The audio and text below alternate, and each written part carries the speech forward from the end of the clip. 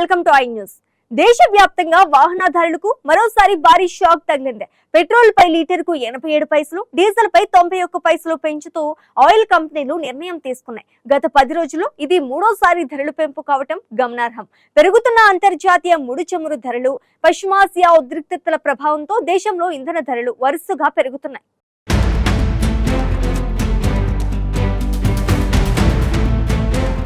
శనివారం ఉదయం నుంచి దేశవ్యాప్తంగా కొత్త ఇంధన ధరలు అమల్లోకి వచ్చాయి.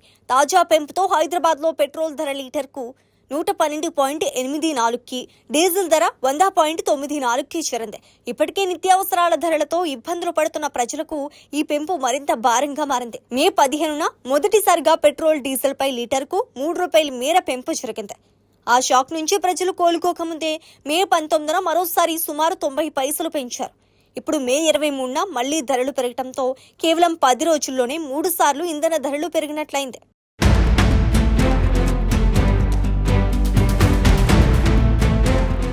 అంతర్జాతీయ మార్కెట్లో బ్రెంట్ క్రూడ్ ధరలు భారీగా పెరగటం, పశ్చిమాసియాలో కొనసాగుతున్న యుద్ధ వాతావరణం, హర్ముజ్ జలసంధి పరిణామాలు ఆయిల్ మార్కెట్పై తీవ్ర ప్రభావం చూపుతున్నాయని నిపుణులు చెబుతున్నారు. భారత్ తన చమురు అవసరాల్లో పెద్ద భాగాన్ని దిగుమతులపైనే ఆధారపడటం వల్ల ప్రపంచ మార్కెట్లో మార్పులు నేరుగా దేశీయ ధరలపై ప్రభావం చూపుతున్నాయి. ఇంధన ధరల పెరుగుదలతో రవాణా ఖర్చులు పెరిగే అవకాశం ఉందని, దాంతో కూరగాయలు, నిత్యావసరాల సరుకులు, బస్ ఛార్జీలు, క్యాబ్ ధరలు కూడా పెరిగే ప్రమాదం ఉందని ఆర్థిక నిపుణులు హెచ్చరిస్తున్నారు.